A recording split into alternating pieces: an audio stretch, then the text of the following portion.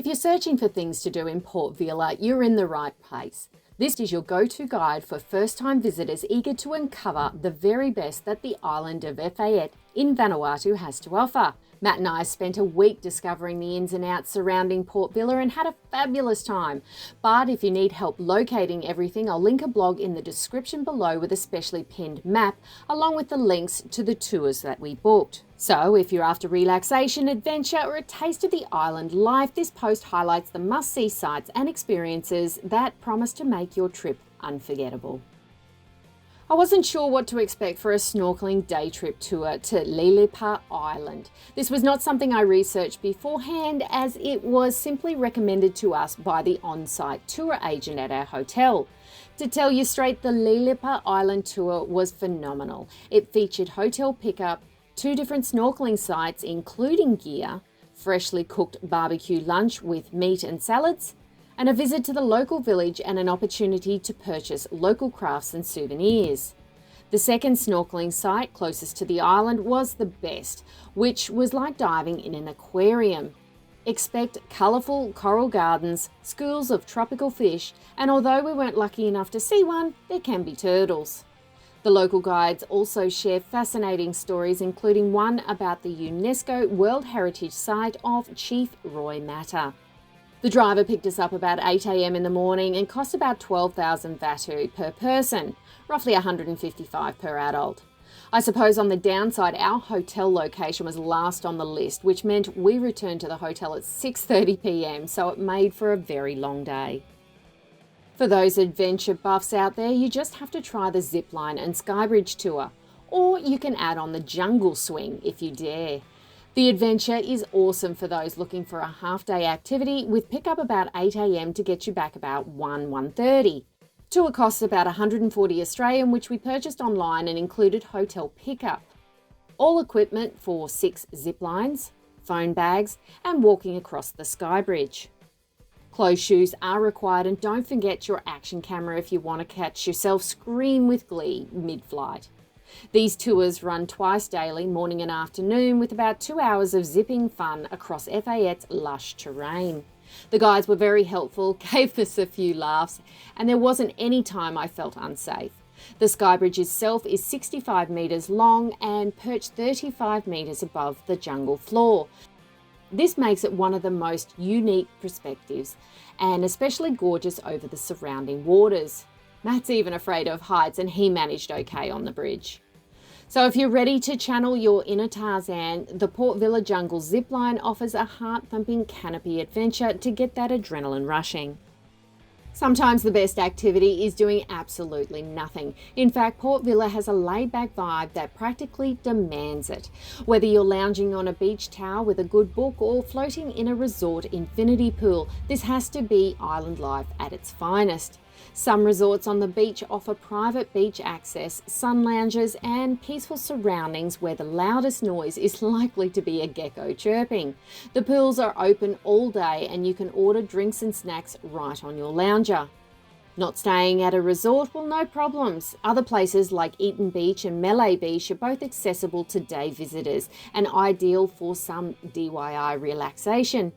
Just bring your towel, sunscreen, and maybe some snacks you got from the local market. For something a little bit more relaxing, you can head to Nasinu Hot Springs. These natural thermal pools are tucked away in a quiet area on the other side of the island and will take more than an hour to reach there from Port Vila.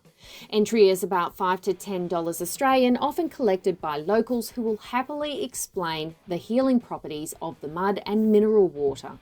You start off with a rinse off and then straight into the mud pools. The sulphur smell is a little overwhelming, but it's supposed to have healing qualities when slathering volcanic mud all over yourself. After that, you can take a dip in one of the hot pools, whichever you can handle.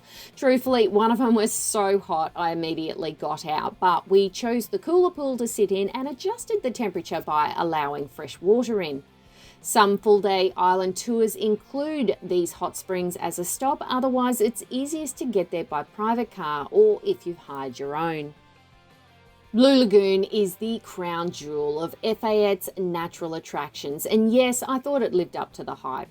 Unfortunately, our first visit was battling through heavy rains and a thunderstorm, but we reorganised another day where the sun was shining.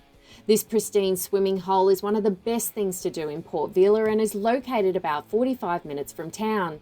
It's known for its electric blue waters, but the forest setting with the overhanging fig trees just completes the picture. Rope swings into the lagoon were fun. You can float around or just soak in the stunning setting. Early mornings are best to avoid the crowds, especially on days when cruise ships are in port. You'll also want to make sure your camera is charged, as this place is seriously Instagram worthy. Entry cost is about 500 Vanuatu, around $5 to $10 per person, and it's open from 8 a.m. to 5 p.m. daily. You can purchase organised tours for half and full days, even including other sites, or get a private driver to drop you off. Most tours will only stop here for about an hour, so choose the best option for you based on the time that you have. It's even a popular option if you're visiting on a port day from your cruise ship. There was a small shop here with snacks or soft drinks, otherwise plenty of picnic tables to bring your own and make a day of it. Just driving through the streets of Port Vila, you'll come across several shopping districts and markets. These are great if you love a bargain, indulge in local foodie experiences, or buying some souvenirs to take home. Port Vila's markets and the handicraft market along the seafront are great places to start and help support the locals. Also, ensure you take the Vanuatu cash and know that it's not a really good place for bartering. You'll find tropical fruit, vegetables, flowers, shell jewellery, sarongs, baskets and wood carvings, all handmade and reasonably priced. The handicraft market building supports local artisans. It's a great place to grab gifts that aren't mass-produced. A carved wooden mask might set you back about $25 to $40, while fresh pineapple costs you as little as $2. I always pick up a couple of magnets, but sometimes you could just visit to pick up something for lunch. Just a 40-minute drive from Port Vila lies a swimming location called Eden on the River. It's a beautifully landscaped eco park featuring waterfalls cascading over the rocks, swimming holes, suspension bridges and gardens. This is a perfect family-friendly adventure or just relaxing day out for couples or solo travellers. It's open from 9 till 4 and entry costs about $15 for self-guided access. If you're after a little more, you can pay between $50 to $100 for guided combo tours. This includes barbecue lunch, kava tasting, suspended bridge walks, and private transfers. Honestly, I wouldn't actually call this a waterfall, but they are picturesque and definitely refreshing, or otherwise fun sliding down the rocks into the pools. I expect this could get pretty crowded on some days, but lucky for us, the numbers were at a minimum. If you can't decide what to see first, I would recommend a full-day Efate Island Circle tour, which hits some of the best bits all in one day. These typically cost between $150 to $200 per person and runs from 8 till 5. They include stops like the Blue Lagoon, the Hot Springs, Eden on the River, the Havannah or Survivor Beach, cultural villages, Top Rock and local lunch spots. Tour operators offer comfortable vehicles and local guides who know their stuff and also know when to crack a joke. You'll learn loads about local customs, flora and fauna, and even some cheeky gossip from the villagers. I think it's a great way to orientate yourself and decide what you want to return to later in the trip. If you're a caffeine enthusiast or just love learning about how things are made, we enjoyed our quick visit to the Tanna Coffee factory. It's a chilled stop with a great way to support local farmers and businesses. It's located about 20 minutes outside of Port Vila and entry is free. You can take a short self-guided or staff-led tour to learn how local beans from Tanna Island are roasted into delicious coffee. Watch the roasting process and smell the different blends. Their on-site cafe also serves killer iced coffee and cakes, which is perfect for a mid-morning treat. You can even pick up a bag of beans or ground coffee for around $10 to $20 Australian to take back home, but I would check your country's restrictions on that before you do. While it's not offered at every resort, it is possible to find free areas to snorkel in Vanuatu off the mainland. Surprisingly, this is one of the reasons why we picked our resort to stay at. If you're not staying at one, you can ask your hotel tour agent to recommend the best spots and provide directions on how to get there. It does help if you bring your own gear, but our hotel also provided gear for free to its hotel guests. To be honest, we both like our own good quality masks, which are fitted to our faces. This makes it much more comfortable, doesn't flood every 2 seconds, and hasn't been used by hundreds of people. In any case, for free snorkeling, I was surprised at the amount of fish life you could find. Even obscure creatures like pipefish, which I've only ever seen while diving previously. I was hoping to spot a turtle, but not so lucky for that, I guess. But the coral drop-off kept us entertained for an hour or so I would do it again. Get ready for sparks to fly, literally. Fire dancing shows are a highlight of Port Vila evenings, and it has to be something you should experience at least once. I've heard that the best one to see is at the beach bar on a Friday night, which is near the jetty to the hideaway Lagoon. While I didn't get a chance to see that one on my trip, I did catch the one at the resort I was staying at, and I have heard about performances at other resorts. These displays usually happen at least once a week, often Friday or Saturday nights, and many are free to see with dinner bookings. But you should expect a high-energy show with traditional drumming, warrior dances, and performing twirling flaming batons and poi. If you're like Matt and I, you should add a cocktail or a cold Tusker beer, and you've got yourself a top-tiered tropical night out. Havannah Beach has been doubly named Survivor Beach since it's where parts of the hit TV show Survivor Vanuatu were filmed. It remains a secluded stretch of pristine coastline that feels untouched by time or flooded with tourists.